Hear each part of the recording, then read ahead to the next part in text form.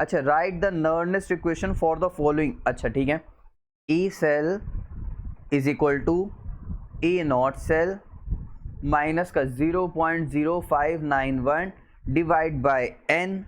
यहाँ पे हमारे पास क्या था, लॉग प्रोडक्ट का कॉन्सेंट्रेशन, प्रोडक्ट का कॉन्सेंट्रेशन, कॉन्सेंट्रेशन ऐसे बिग ब्रैकेट में अपॉन में रिएक्टेंट का कॉन्सेंट्रेशन। अच्छा इतनी बात क्लियर।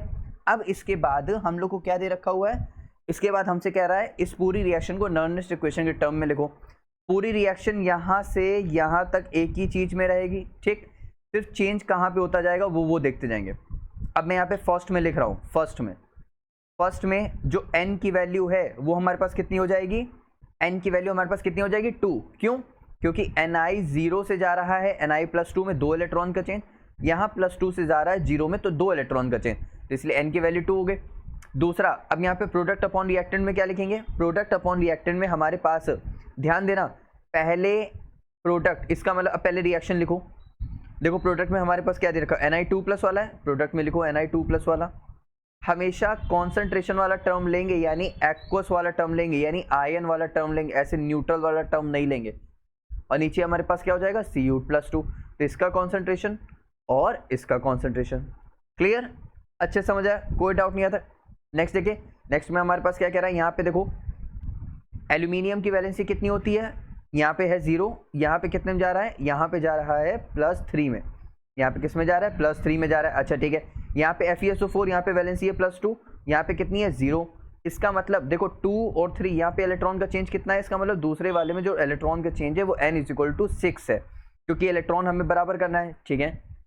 फिर उसके बाद लॉग, अब यहाँ पे क्या लिखेंगे, प्रोडक्ट अपॉन रिएक्टेंट, यहाँ पे हमारे पास प्रोडक्ट दिया हुआ है एल्यूमिनियम +3, इसका मतलब Al3+ में जाएगा, अपॉन में हमारे पास जाएगा Fe2+ में जाएगा।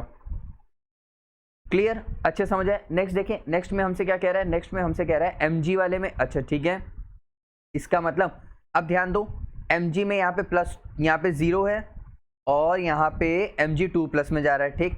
फिर Ag+ से Ag में जा रहा है, फिर से इलेक्ट्रॉन का चेंज हो रहा है। अब यहाँ पे हमारे पास थर्ड लिखेंगे, तो थर्ड में हमारे पास कैसे लिखें, आप लोग अगर रिएक्शन लिखना चाहो, समझना चाहो तो इसको ऐसे भी लिख सकते हो। देखो यहाँ पे Ni से Ni2+, 2 इलेक्ट्रॉन निकल गए, ठीक।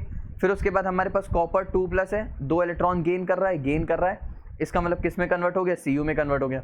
अब इसकी रिएक्शन लिखोगे तो इलेक्ट्रॉन कैंसिल आउट हो गए, तो Ni + Cu2+ gives out Ni2+ + Cu। देखो प्रोडक्ट अपॉन रिएक्टेंट हो गया, ठीक। अब Mg वाला देखते हैं, Mg वाला और Ag वाला। देखो Mg से जा रहा है Mg2+, 2 इलेक्ट्रॉन निकल गए तो 2 इलेक्ट्रॉन निकाल दिया। फिर हमारे पास Ag+ है, इसमें 1 इलेक्ट्रॉन ऐड हो रहा है, Ag में कन्वर्ट हो गया। अब इस रिएक्शन को हम लोग मल्टीप्लाई कर देंगे 2 से, तो 2 इलेक्ट्रॉन का पूरा ये कैंसिल आउट हो जाएगा। 2 पर क्या हो जाएगा, Mg प्लस हमारे पास क्या हो जाएगा 2Ag+ गिव्स आउट, हमारे पास क्या हो जाएगा यहाँ से Mg2+ प्लस हमारे पास क्या हो जाएगा 2Ag। इसका मतलब प्रोडक्ट में ये है, रिएक्टेंट में ये है, तो हम लोग लिख देंगे ऊपर हमारे पास क्या आ जाएगा Mg2+ अपॉन में क्या हो जाएगा Ag+, ठीक। लेकिन जो स्टोइकियोमेट्री है वो किस में चली जाएगी बच्चों, पावर में चली जाएगी, ठीक। समझ आए अच्छे से, कोई डाउट है यहाँ तक, नहीं ना। नर्नेस्ट इक्वेशन हमारे पास सिर्फ एक इक्वेशन है और वो इक्वेशन बस ये है, n की वैल्यू जितना इलेक्ट्रॉन का चेंज है और product upon reactant, that's it, और कुछ नहीं। अब एक ट्रिक बताते हैं, जब भी आप लोग को इस तरह सॉल्ट ब्रिज वाली इक्वेशन दी होगी तो हमेशा रिएक्टेंट और प्रोडक्ट लिख देना, हमेशा सबसे पहले रिएक्टेंट फिर प्रोडक्ट। देखो यही आ रहा है कि नहीं आ रहा है, देखो सबसे पहले रिएक्टेंट कहाँ गया, ये रहा, सबसे पहले रिएक्टेंट हुआ फिर प्रोडक्ट हुआ,